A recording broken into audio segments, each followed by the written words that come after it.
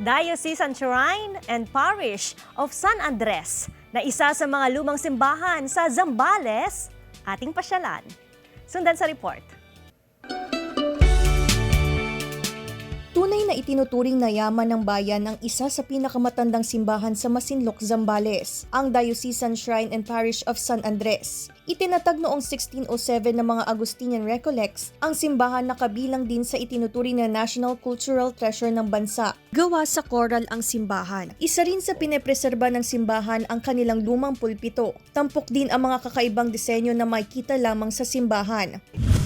Sa ilalim ng pangangalaga ng mga Agustinong parang Recoletos na sila ay nagsimula ng Kristyanismo dito sa lalawigan ng Zambales na kung saan inalagaan nila yung pamayanan at sinikap na mapalapit sila sa pananampalatayang Katoliko. Pinaniniwalaan ng mga deboto na ibinase ang pangalan ng simbahan kay San Andres nang natagpuan ng imahe nito sa karagatan. Si San Andres ay isang patron ng mangingisda na siyang pangunahing kabuhayan ng bayan.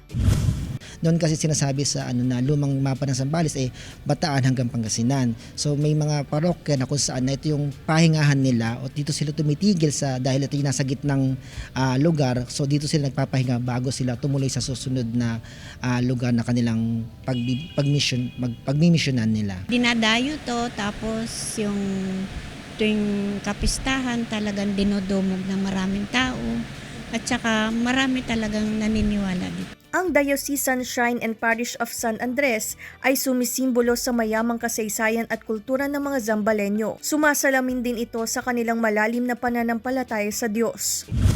Panahon ng Kwaresma ay sikapin natin na makapagnilay at sikapin din natin na makapagbalik loob at magsisi sa ating mga kasalanan, lalo ngayong panahon ng Kwaresma para maging makabuluhan yung pagdiriwang natin ng muling pagkabuhay ng ating Panginoon. Kasama si Henry Duminsil, Claire Lacanilaw, 1 North Central Luzon.